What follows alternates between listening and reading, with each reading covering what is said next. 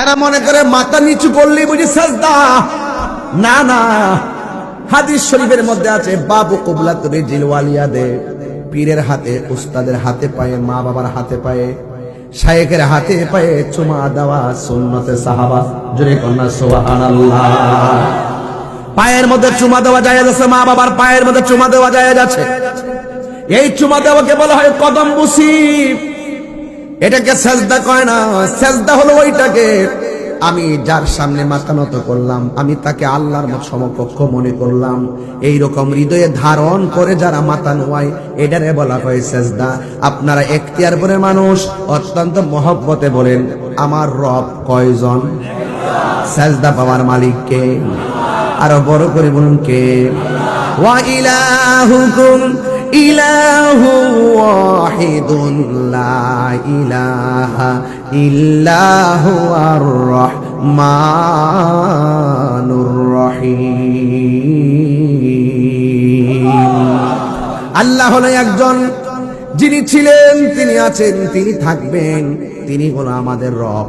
এই রব আমাদেরকে আপনাকে দুনিয়ার মধ্যে টেন্ডারবাজি করার জন্য পাঠাই নাই, মারামারি করার জন্য পাঠাই নাই, মব ভায়োলেন্স করতে পাঠাই নাই, মানুষকে খুন করতে পাঠাই নাই, সুদ খাইতে পাঠাই নাই, ঘুষ খাইতে পাঠাই নাই, চুরি করতে পাঠাই নাই, নিন্দা করতে পাঠাই নাই, গীবত করতে পাঠাই নাই, রাহাজানি করতে পাঠাই নাই, অগ্নিসংযোগ করতে পাঠাই নাই, কাটাকাটি করতে পাঠাই নাই, হিংসা করতে পাঠাই নাই।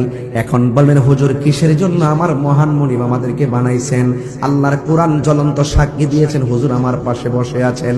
ওয়ামা খালাকতুল জিন্না ওয়াল ইনসা ইল্লা লিয়াবুদুন। আল্লাহ রাব্বুল আলামিন কোরআনে বলেন, আমি মানুষটারে বড় মায়া কইরা বানাইছি। খলাকতু বিয়াদাইয়া, বান্দার চেহারাটাকে আমি আল্লাহ নিজের হাত দিয়া বানাইছি।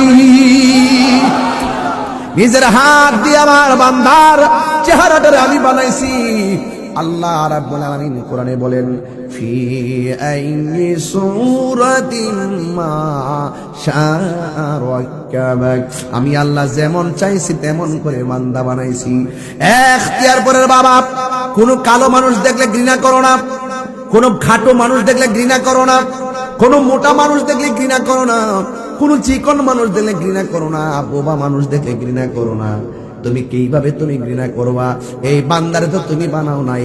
আল্লাহকে বান্দারা আমি আল্লাহ যেমনে পছন্দ করছি এমন করে বানাইছি। এই জন্য সৃষ্টির সব আল্লাহর দান। আল্লাহর সৃষ্টি নিয়ে কোনোদিন অবজ্ঞা আর ঘৃণা করা যায় না। কথা বলেন ঠিক কিনা?